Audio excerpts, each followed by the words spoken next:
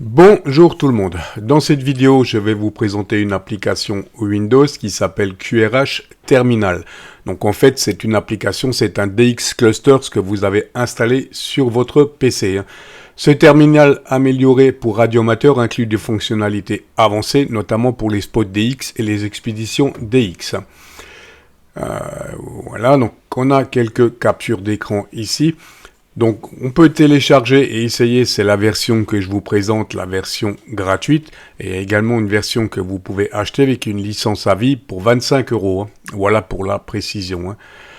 Donc quelques images d'écran de ce logiciel. Vous avez ici la différence entre la version gratuite et la version payante. Donc en fait, vous avez juste ici une option qui peut être intéressante, c'est pour personnaliser vos spots. Vous allez pouvoir sélectionner des spots bien précis. Voilà, donc développé par un Italien, donc Italie Kilo 6 Québec Romeo Hotel. Grâce à ses fonctions avancées de filtre et de recherche, donc ce terminal offre d'excellentes fonctionnalités pour la gestion des spots DX.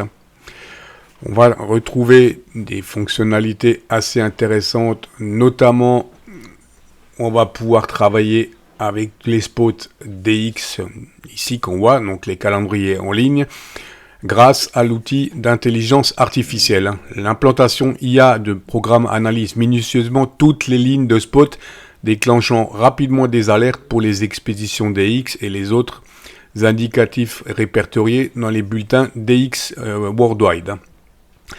Voilà pour le côté théorique. Donc pour télécharger l'application, il vous suffit de cliquer ici. Voilà, la version gratuite. Vous faites l'installation de l'application et on se retrouve tout de suite.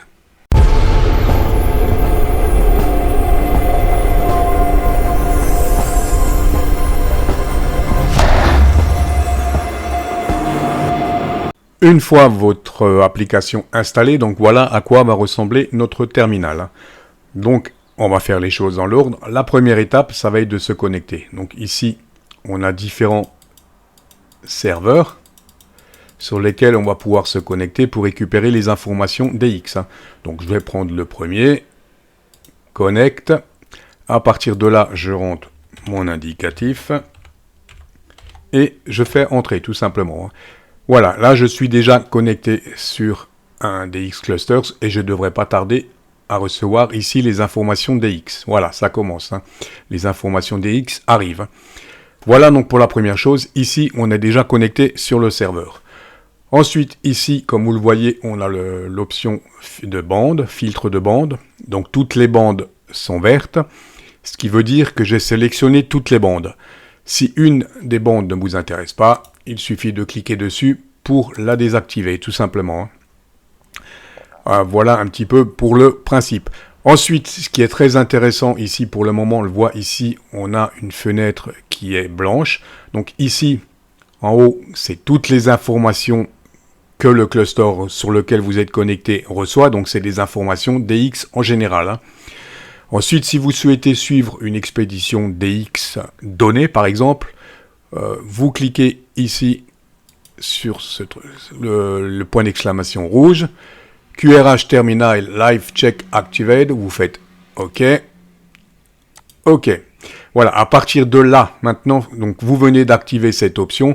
Donc dès qu'une de ces expéditions, dès qu'un de ces indicatifs, ici, expédition, est actif et est signalé sur le clusters, vous aurez dans la fenêtre ici un spot spécifique pour vous dire attention, telle et telle expédition est active. Donc ça peut être assez intéressant. Vous aurez bien entendu ici toutes les informations. Il vous suffira de cliquer sur l'indicatif et vous aurez automatiquement toutes les informations sur cette expédition, comme vous le voyez. Donc c'est plutôt intéressant. Voilà, autre option, mais seulement dans la version complète, vous allez pouvoir ajouter 5 indicatifs de votre choix ici. Et le principe sera le même, les 5 indicatifs que vous aurez rentrés ici, si un de ces indicatifs est actif et est signalé sur le clusters, vous aurez un spot, une alerte en bas, ici. Voilà un petit peu pour le principe des alertes, que je trouve assez intéressant quand même. Autre option intéressante, vous allez pouvoir faire l'installation d'OmniRig sur votre ordinateur. Vous avez tous les paramètres d'OmniRig ici. Voilà. Donc, une fois que vous aurez fait l'installation d'OmniRig et que vous sélectionnez RIG 1 ou RIG 2, une fois que votre radio sera connectée, ici, ce petit rectangle passera au vert. Donc, quel est l'intérêt de se connecter avec OmniRig? C'est tout simple. Ici, vous aurez donc les spots, comme je vous l'ai dit, des expéditions DX et des 5 indicatifs que vous avez sélectionnés. Lorsqu'un de ces spots apparaît, vous aurez donc l'indicatif et la fréquence. Il vous suffira tout simplement pour gagner du temps de cliquer sur la fréquence et comme vous êtes connecté avec OmniRig avec votre radio basculera automatiquement sur la fréquence sur laquelle vous avez cliqué. Voilà en gros pour l'utilisation de ce QRH terminal. Plutôt simple et je le trouve vraiment intéressant. Ici, dans les onglets, donc ici, informations, on a toutes les informations. Si vous avez des questions pour joindre l'auteur, obtenir la version complète. Ici, on a donc deux liens. Ici, le premier avec une carte météo. Et le deuxième avec une zone, comme vous le voyez, jour et nuit sur la carte, ce qui peut être un indice assez intéressant également.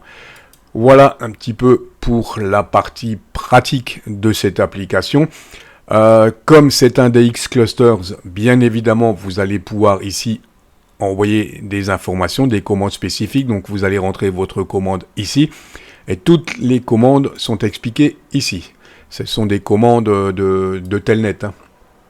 Donc voilà un petit peu, il vous suffit de cliquer dessus. Donc pour envoyer un spot DX, vous avez contacté une station un petit peu rare ou intéressante, vous voulez passer l'information. Donc vous tapez tout simplement DX, l'indicatif et la fréquence. Ici dans la fenêtre, donc DX, l'indicatif, la fréquence et vous faites Send pour envoyer l'information. Voilà en gros pour la partie pratique concernant ce Clusters. Et ce qu'il faut retenir également, c'est que les thèmes ici sont customisables, on va dire. On va le voir tout de suite. Vous avez différents thèmes que vous allez pouvoir sélectionner. Et pour chaque thème, vous allez également pouvoir modifier ici la taille, la couleur, la taille et la couleur des caractères, ainsi que le type de caractère. Je vous explique ça tout de suite. On passe tout de suite à la partie customisation, on va dire, de l'application. Je vous montre ici différentes images. Donc on a 3 thèmes clairs, comme vous pouvez le voir, qui sont assez agréables, j'aime bien. Et ensuite, on va passer, on a 4 thèmes foncés, avec du rouge qui est plutôt sympa. Les thèmes sont plutôt pas mal. Le deuxième thème, on reste dans le noir assez sobre. Et voilà le dernier thème. Et ce qui est intéressant également à retenir, c'est que tous ces thèmes, vous allez pouvoir personnaliser l'écriture. Je vous montre ça tout de suite. En plus de pouvoir avoir différents thèmes personnalisés, vous allez également pouvoir personnaliser encore ici l'écriture du clusters, de la fenêtre clusters. Donc vous cliquez tout simplement sur font et ici vous allez pouvoir modifier, choisir la couleur. Par exemple, on va le mettre en bleu. Vous pouvez choisir la taille, on va le mettre à 16, on va le mettre en gras et on fait OK. Voilà un petit peu, là c'est déjà beaucoup plus lisible. Donc voilà pour la partie customisation de cette application. Comme vous avez pu le constater, l'utilisation de ce QRH terminal est extrêmement facile. Personnellement, c'est une application que je trouve vraiment intéressante. N'hésitez pas à laisser vos likes, vos commentaires et à me dire en commentaire, bien sûr, ce que vous pensez de cette application. Sur ce, je vous dis 73 et à très vite pour une nouvelle vidéo.